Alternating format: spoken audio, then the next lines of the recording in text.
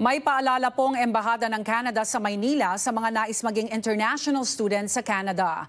Tila dumadami kasi ngayon ang mga pinapadalhan ng Procedural Fairness Letter, kung saan binubusisi ang ipinapakitang proof of funds. May report si Paula Saraza.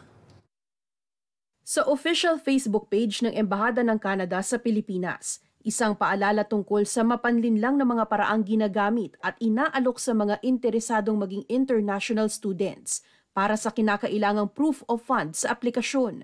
Ang pera ay hindi basta-basta lamang na pinapaikot para mapaikot din ang isang visa officer.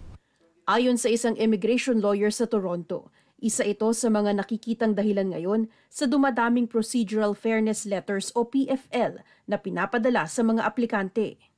Ang Procedural Fairness Letter ay isang pagkakataon para sa isang aplikante na rumisponde sa mga duda or sa mga suspecha ng isang immigration officer na may problema dun sa application. Kasabay kasi ng pagtaas sa kapasidad ng pagproseso ng mga aplikasyon sa Immigration Office ng Canada sa Maynila, ang talamak ng mga insidente ng fraud o mga kaduda-dudang dokumento. Madaming aplikante, unfortunately, ang ginagawa nila is hihiram sila ng pera, whether through friends, family, paminsan sa mga private lenders mismo, at ilalagay nila, ipapark nila yung pera sa bank account ng aplikante upang mapakita na mataas ang value ng bank account.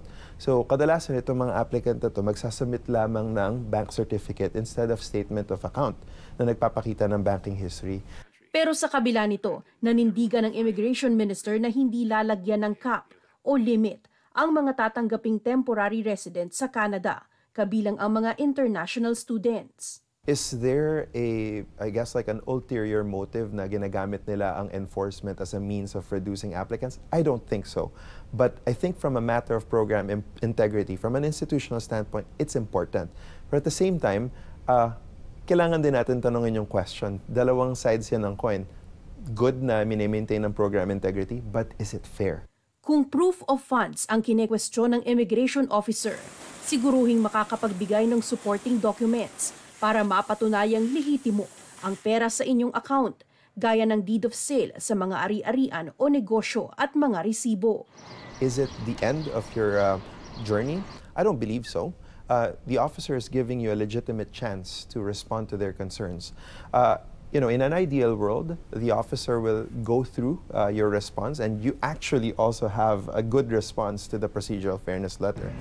Huling paalala ni Dangzalan, dapat seryosohin ang mga procedural fairness letters at hindi raw basta-basta ang pagtugon sa mga ito. Kung mapapatunayan ang misrepresentation sa inyong mga aplikasyon, kapalit nito'y 5 taong inadmissibility sa Canada. Paula Saraza, Omni News, Toronto.